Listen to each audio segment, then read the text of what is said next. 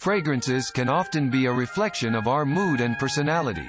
A certain smell of a good friend can smell you quite differently, because each fragrance reacts differently according to our own chemical makeup. And if you are watching Rich Flava for the first time, hit the subscribe and bell button to get all our updates.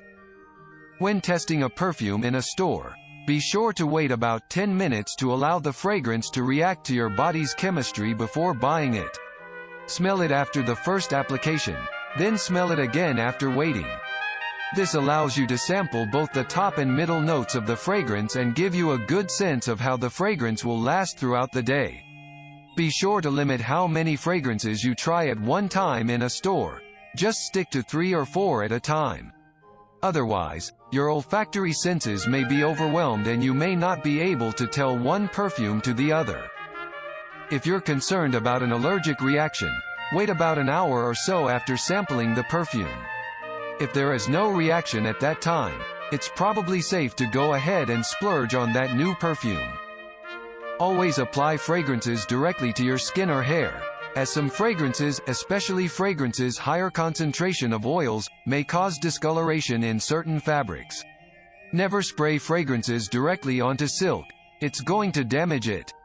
If you like to spritz a little on your clothes, be sure to test it first on a hidden area, such as an inner linen, before spraying it all over yourself.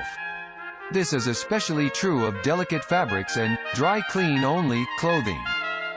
I suggest that you change your fragrance depending on the season. In other words, go for lighter scents during the hottest weather and keep the stronger scents for the drier, cooler weather. Heat increases the scent, so you don't need to douse yourself in a heavy scent during the summer. And if you're outdoors, be aware that bees, wasps, hornets, and other flying bugs are attracted to flowery fragrances, which is another good reason to stick to light, clean scents.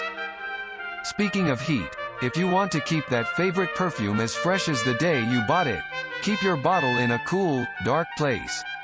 Keep the bottle in its original box, if possible. You might even want to keep it in the refrigerator, so you can have a refreshingly cool spritz of your perfume before you leave for the day. If you like this video, don't forget to give us a thumb up and tell us what do you think in the comment section. For more info, check the links in the description below. See you next video.